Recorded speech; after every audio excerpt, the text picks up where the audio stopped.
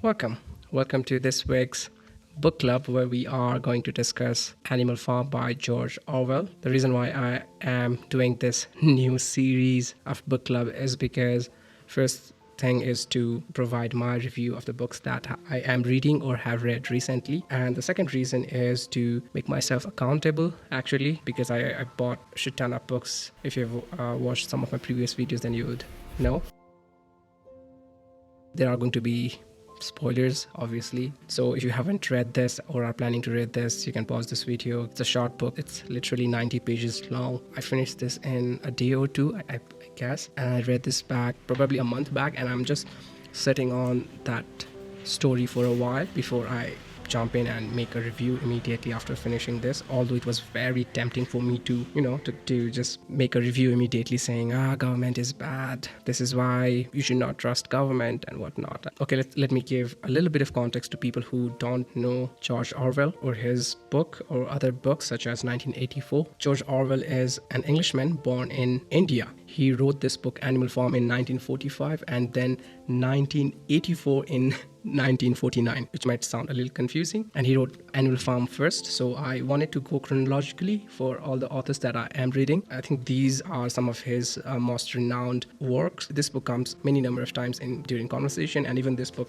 across the world whenever people are talking about the political and governmental landscape around the world. And that's why I wanted to read this and say, if you are a Nepalese like me and if you are not happy with our government, which I think a lot of us can agree on, then I think you should definitely read this book if you haven't read this yet.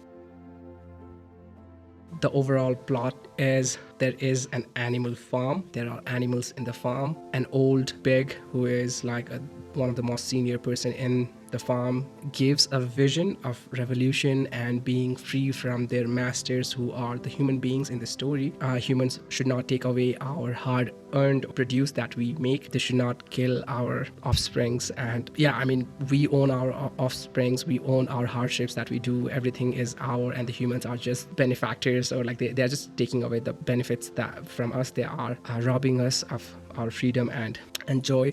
So the animals revolt against their owners and kick them away from the farm, and the farm becomes independent. And then the animals in the farm elect other animals to govern the administration of the farm, and in the end the new government that they selected to govern them becomes synonymous to, or in the end they become equally oppressing as humans. They start behaving like humans in the end. So that's like the overall arc of the story. There are many different tidbits that I obviously skipped in this basic plot of the story.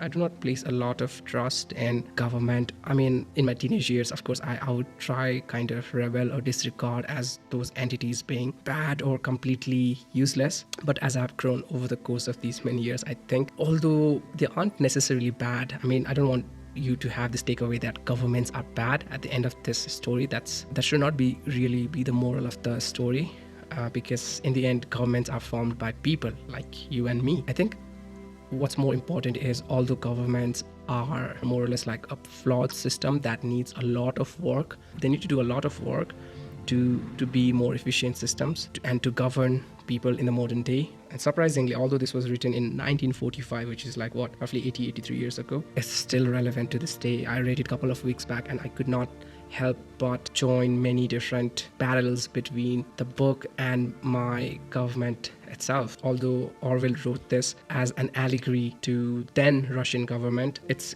still applicable to many different governments all around the world. And I think it goes in parallel. There are many resemblances that goes hand in hand with a lot of things that has happened in Nepali geopolitical landscape in the last 20 or 30 years. Everything from the Royal Massacre to the 19 Days Revolution that happened.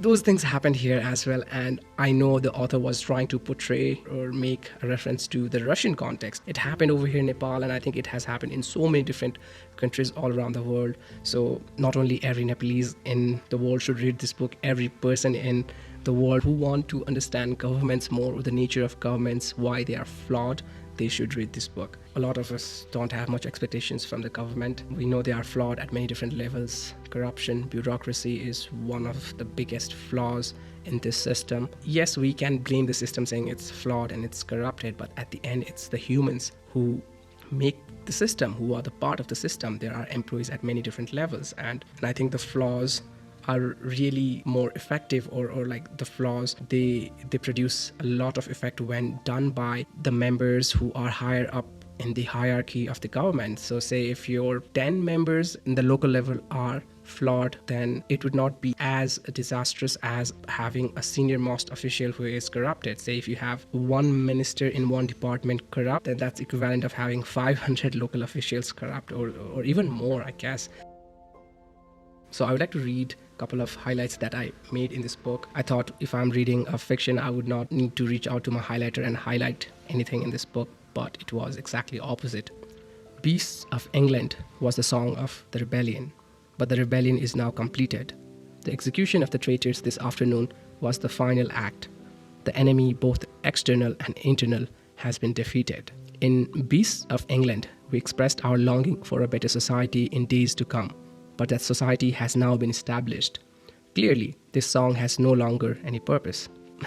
Now, I will be talking references with respect to the Nepali geopolitical landscape. When around 10 or 12 years back, there was this revolution to overthrow the kingship, the royal family, and to establish a democratic system, parliamentary system, where the officials will be fully elected by the common people. We had something synonymous as Beasts of England. It was the idea of Naya Nepal, which translates to New Nepal. So we had this idea that once the royal family is overthrown from the government who were ruling Nepal for past 100 years or so, or more than that, we would finally be free. We'll finally live in a new country, which is our own, which is new, which is revamped. And this idea that is synonymous to Beasts of England was the idea of New Nepal. And man, we are so wrong about it. I mean, yes, there has been progress, there has been change to a varying degree, and we cannot take that credit away from the people who have done that. There are many systems in place, many things which are much better than the last 10 years, but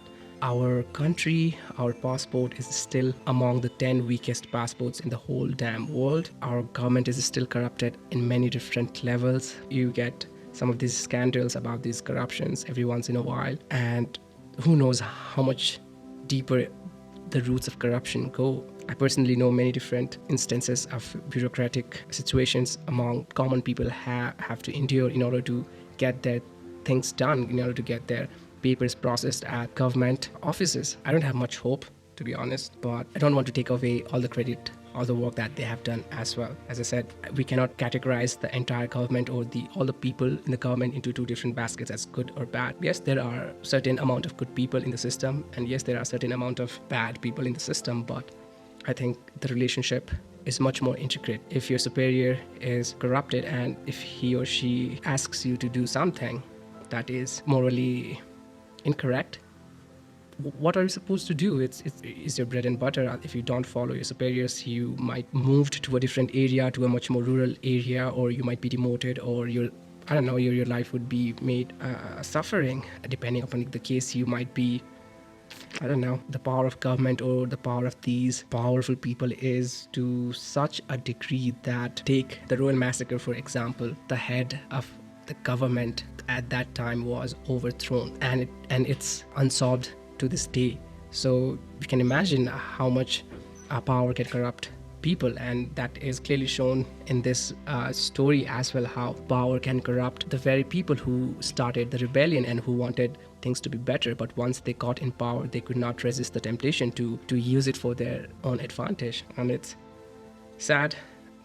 What can I say? Anyway, this was depressing, and I hopefully helpful, hopefully will help you go out and get this book and read it for yourself.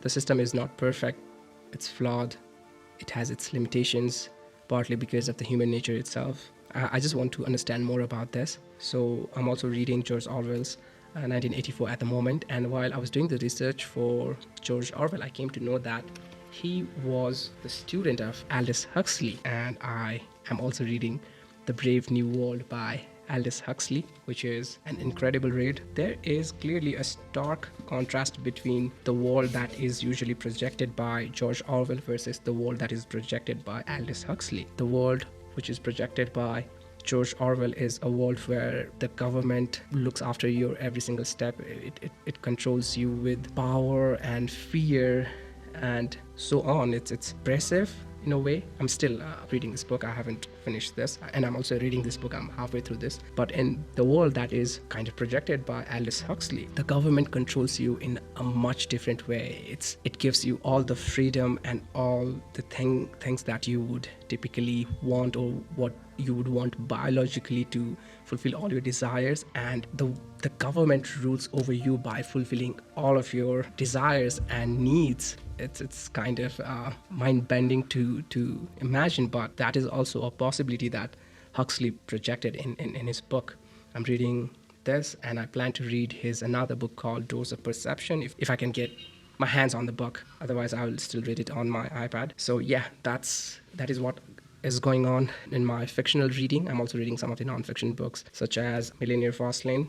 Where is it? It's somewhere over there, by James DeMarco. And I'm also reading Originals by Adam Grant. I haven't completed this, but yeah, I'm keeping multiple tabs open at the same time.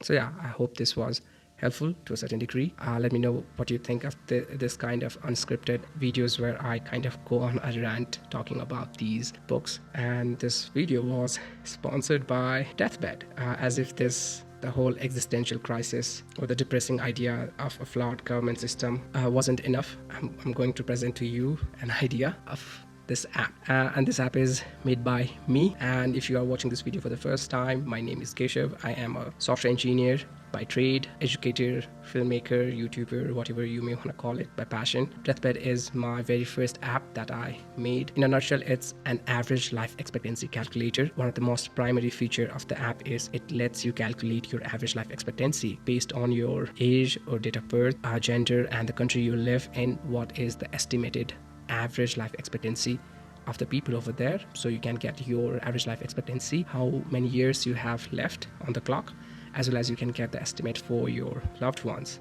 your spouse, your parents, your siblings, your children, your grandparents. You get the idea. And there's also another, okay, this is the last feature that I'll talk, that is you can slide years. So you can go into past and you can go into the future and see how much time would someone have left in the past and in the future. You can find the link to download the app in the description. And thank you for watching till here. If you made it till here, you are an absolute legend, and I salute you. Thanks for watching.